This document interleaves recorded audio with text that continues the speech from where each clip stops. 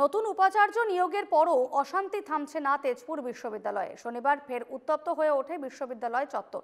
দিল্লির প্রতিনিধি দলের গাড়ি আটকে বিক্ষোভ। বিশ্ববিদ্যালয়ের পরিস্থিতি খতিয়ে দেখতে আসেন প্রতিনিধিরা। প্রাক্তন বিতর্কিত উপাচার্যের বিরুদ্ধে সরব পড়ুয়ারা। শম্ভুনাথ সিংহকে রক্ষণাবেক্ষণের অভিযোগ। প্রতিনিধিদের গো ব্যাক স্লোগান বিশ্ববিদ্যালয়ের পড়ুয়াদের। শম্ভুনাথের পদত্যাগের দাবিতে বিক্ষোভ ছাত্র সমাজের। প্রাক্তন উপাচার্যকে অপসারণ না করা পর্যন্ত চলবে বিক্ষোভ। হুঁশিয়ারি পড়ুয়াদের।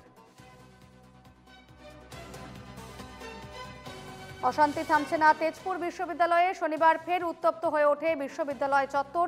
দিল্লির প্রতিনিধি দলের গাড়ি আটকে বিক্ষোভ দেখান পড়ুয়ারা। বিশ্ববিদ্যালয়ের পরিস্থিতি খতিয়ে দেখতে আসেন প্রতিনিধিরা। শম্ভুনাথ সিংকে রক্ষণাবেক্ষণের অভিযোগ। প্রতিনিধিদের গো ব্যাক স্লোগান পড়ুয়াদের।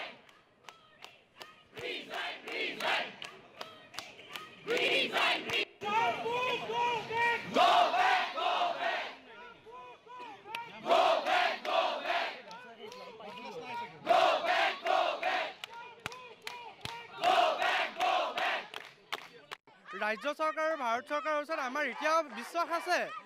চৰকাৰে কৈ থাকে যে দুৰ্নীতিৰ প্ৰতি শূন্য সহনশীল নীতি আছে বুলি। গতিকে চৰকাৰৰ এতিয়া প্ৰমাণ কৰি দেখুওৱা সময় আহি পৰিছে এই উপাচাৰ্যগৰাকীক আঁতৰাই।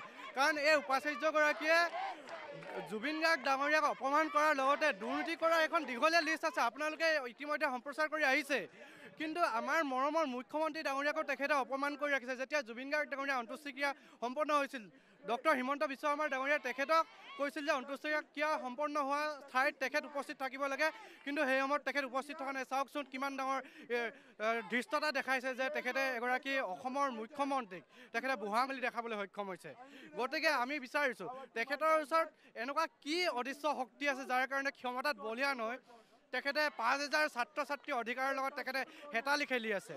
গতিকে এই বিষয়বস্তুটো আচলতে চৰকাৰে ভাবিলে ভাল হয়। চাওক, দুৰ্নীতিৰ তালিকাখন কৈ শেষ কৰিব নোৱাৰিম। গতিকে সেইটোৰ কাৰণে আমি উচ্চতম ন্যায়ালয়ৰ এগৰাকী চিটিং জাজ বা ৰিটায়াৰ্ড জাজৰ সৈতে এখন তদন্ত সমিতি আমি পোষকতা কৰিছোঁ। কাৰণ আমি কোনো উচ্চতম ন্যায়ালয়ৰ ন্যায়াধীশ নহয় যে আমি কোন শুদ্ধ কোন ভুল আমি কৈ দিম। গতিকে আমি শিক্ষিত যুৱক হিচাপে আমি এটা দাবী জনাইছোঁ চৰকাৰৰ ওচৰত, এই তদন্ত সমিতিখন গঠন হওক।